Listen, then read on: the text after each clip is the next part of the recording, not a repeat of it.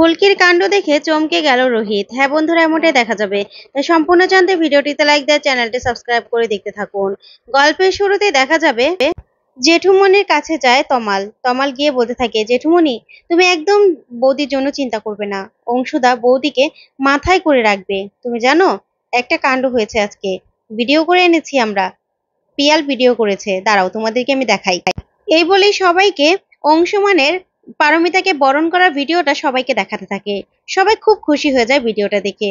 তখন ভিডিওটা দেখতেই ওইদিকে ফুলকিও রান্না করার জন্য উপর থেকে নিচে নেমে আসে। রোহিত অবাক হয়ে তাকিয়ে থাকে। তারপর দেখা যাবে পারমিতার এর ভিডিও দেখে জেঠুমনি অনেকটা শান্তি পায়। তখন জেঠুমনি বলতে থাকে, আচ্ছা তাহলে আমি এখন উঠি রে, ভালো লাগছে না।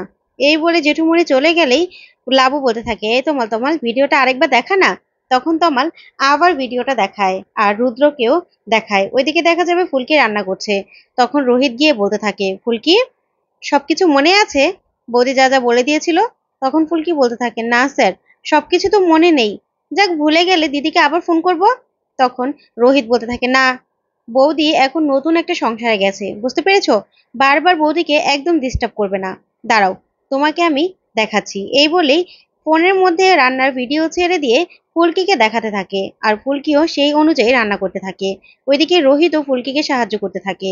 তখন সেখানে লাবু আর তমা চলে আসে। এসে বলতে থাকে, কি রে রোহিত, তুই সাহায্য করছিস? কর কর, রান্না কর। তখন রোহিত বলতে থাকে, এরকম ভাবে বলছিস যেন তুই কত রান্নাঘরে এসে বসে থাকিস। তখন তমাল বলতে থাকে, না, তোরা এখন জুটি বেঁধে রান্না করবি, আমি এসে কি করব বল। ঠিক তখনই এই কথা শুনে রোহিত বলতে থাকে, খুব পাকা হয়ে গেছিস তাই না? তারপরে লাবু বলতে থাকে, এ ভাই ভাই শোন না। তখন রোহিত বলে, বল দিদি। তখন লাবু বলতে থাকে, আসলে আজকে তো পারুর ভাত কাপড়, তাই আমি ভাবছিলাম কি যে ওদেরকে এখানে এনে ভাত কাপড়ের অনুষ্ঠানটা করলে ভালো হতো না? ওইদিকে ওদের আর কে সবকিছু করে দেবে। তখন রোহিত বলতে থাকে, তাহলে তো ভালোই হবে, সেই সুযোগে আমরা ফুলসজ্জার খাটটাও সাজিয়ে নিতে পারবো। তখন লাবু বলে, আচ্ছা ঠিক আছে, তাহলে আমি বরং পারমিতাকে আর অংশুকে ডেকে নেই, ঠিক আছে? তখন রোহিত বলে, আচ্ছা ঠিক আছে। এদিকে দেখা যাবে ফুলকি রান্না করতে করতে হাতের মধ্যে গরম ছ্যাঁকা লেগে যায়। তখন ফুলকি চিৎকার করে উঠলেই সাথে সাথে রোহিত গিয়ে ধরে আর বলতে থাকে, কি যে করো না ফুলকি।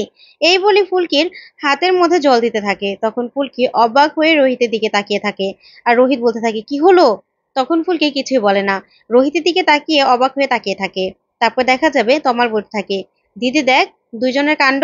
তখন লাবু বলতে থাকে, হ্যাঁ, আমার তো মনে হচ্ছে এবার পারমিতার অংশুর মতো ভাই আর ফুলকিরও ফুলসজ্জাটা হওয়া উচিত। তখন তমাল লাবুর দিকে তাকিয়ে হেসে দেয় আর বলতে থাকে, তুই যে কি বলিস না দিদি। তখন লাবু বলতে থাকে, হ্যাঁ, আর কত। তারপরে ওইদিকে দেখা যাবে রুদ্র ফুলকি আর রোহিতের দিকে তাকিয়ে তাকিয়ে বলতে থাকে, রোহিত রায় চৌধুরী, আর তোমরা অনেকবার বেড়ে গেছো। এতদিন নিজের খোলসটাকে একটু লুকিয়ে রেখেছিলাম বলে অনেক শান্তি পাচ্ছ তোমরা, তাই না? দাঁড়াও, আমার আমার ইমেজটা আবার একটু ঠিক করে নেই, তারপরে আবার খোলস থেকে বেরিয়ে আসবো, তারপরে দেখাবো মজা। কিন্তু এই ফুলকি দাস আমাকে মাত করার ক্ষমতা রাখে।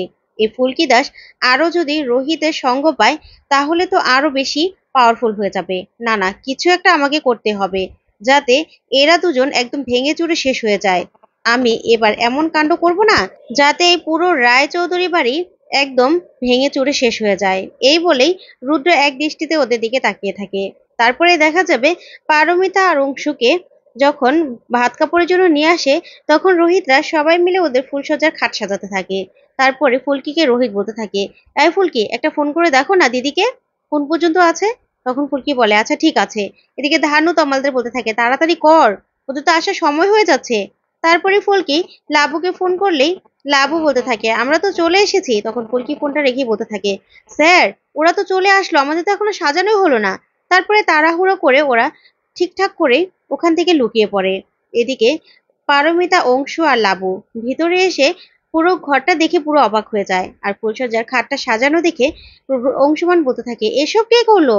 তখনই সারপ্রাইজ বলে সবাই আড়াল থেকে বেরিয়ে আসে। তখন অংশু বলতে থাকে, ওরে পাকা, তোমরা করেছো এসব?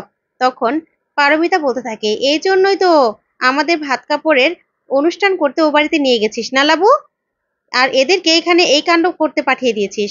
তখন লাবু বলতে থাকে, এটাও তো নিয়ম বল। তখন পারু বলতে থাকে, শোন না লাবু, এসব নিয়ম টিয়ম আর পালন করতে হবে না। তখন লাবু বলতে থাকে, না, যে নিয়ম আছে সেটা পালন করতে হবে। ফুলকি ফুলের মালাগুলো নিয়ে আয় তো। তখন অংশু বলে আবার মালা বদল করতে হবে? তখন ধানু আর লাবু বলতে থাকে হ্যাঁ, বিয়েতে যেরকম ভাবে মালা বদল করেছো ৩ বার করে, এরকম করেই করতে হবে, বুঝতে পেরেছো? তারপরে মালা নিয়ে আসলেই ফুলকি বলতে থাকে দিদি ভাই, ওদের তো এখনো রেডি করা হলো না। তখনই লাবু বলতে থাকে তাই তো। তারপরে দেখা যাবে অংশুমান আর পারমিতাকে সুন্দর করে সাজিয়ে দেয় ফুলকি আর ওরা সবাই মিলে।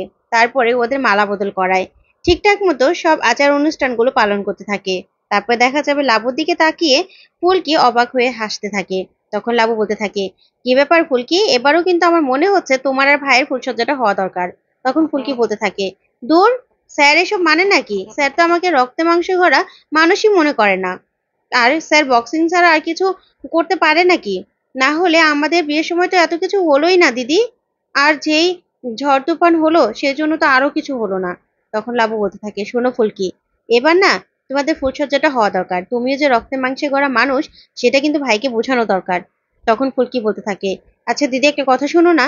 তখন লাবু বলতে থাকে কানে কানে বলো।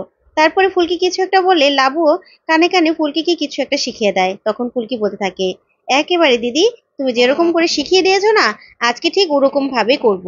তারপরে দেখা যাবে এইদিকে অংশু আর পারমিতার সব নিয়ম কানুনগুলো শেষ করে ফুলকি বাড়িতে যায়। বাড়িতে গিয়েই লাবুর কথাগুলো ভাবতে থাকে আর বলতে থাকে আজকে তো স্যারকে দিয়ে আমি ফুলসজ্জা করাবো, আমার যা যা দরকার সব আজকে স্যার থেকে আদায় করব। এ বলে হাসতে থাকলে তখন রোহিত সেখানে চলে আসে আর এসে বলতে থাকে এ কি ফুলকি, তুমি তো এখনো চেঞ্জই করনি, তাড়াতাড়ি চেঞ্জ করে নাও, বুঝতে পেরেছো? ঘুমোবো। তখন ফুলকি বলতে থাকে আচ্ছা স্যার, আজকে দাদা আর দিদিকে কত সুন্দর লাগলো না? তখন রোহিত বলতে থাকে সেটা না ফুলকি, বিয়ের দিন থেকেই ওদেরকে সুন্দর লাগছিল, বুঝতে পেরেছো? এখন না তাড়াতাড়ি করে কাপড় চোপড় চেঞ্জ করো, আমি কিন্তু ঘুমোবো, আমার খুব ঘুম পাচ্ছে। তখন এই বলেই রোহিত বাইরে চলে গেলে ফুলকি বলতে থাকে ঘুমোবে, আজকে দিদি যা যা আমাকে শিখিয়ে দিয়েছে না সেই রকম করব আমি, স্যারের কথা আর কিচ্ছু শুনবো না। এই বলে ফুলকি ওর একটা শাড়ি বের করে, গহনা বের করে। তারপরে সুন্দর করে সাজতে থাকে ফুলকি আর বলতে থাকে স্যারকে আমি আর আজকে কিছু বলার সুযোগই দেব না। এই বলে ফুলকি খুব সুন্দর করে সাজে, গান গায় আর নাচ করতে থাকে। তারপরে লজ্জাবতীর মতো খাটে চুপ করে বসে থাকে। তখনই রোহিত আসে আর রোহিত এসে ফুলকিকে বলতে থাকে এ কি ফুলকি, তুমি এরকম করে বসে আছো কেন? তখন ফুলকি বলতে থাকে আজকে তো আমাদের ফুলসজ্জা। যা শুনে রোহিত পুরো চমকে যায় আর বলতে থাকে কি বলছো তুমি, মাথা ঠিক আছে তোমার? তখন ফুলকি বলতে থাকে মাথা কেন ঠিক থাকবে না স্যার? তখনই রোহিত বলতে থাকে নাও, তোমার জন্য আমি আইসক্রিম নিয়ে এসেছি, আইসক্রিমটা খেয়ে মাথাটা ঠান্ডা করো। তখন ফুলকি বলতে থাকে না স্যার, আমি আইসক্রিম খাবো না, বলেছি না আমি আইসক্রিম খাবো না। তখন রোহিত বলতে থাকে তাহলে কি খাবে তুমি? তখন ফুলকি বলতে থাকে আমি চুমু খাবো। ফুলকির মুখে এমন কথা শুনে রোহিত পুরো অবাক হয়ে ফুলকির দিকে তাকিয়ে থাকে। তো বন্ধুরা, আজকের আপডেট তোমাদের কাছে কেমন লাগলো অবশ্যই কমেন্ট করে জানাতে ভুলবে না। আর পরবর্তী আপডেট পেতে অবশ্যই চ্যানেলটি সাবস্ক্রাইব করবে। ধন্যবাদ।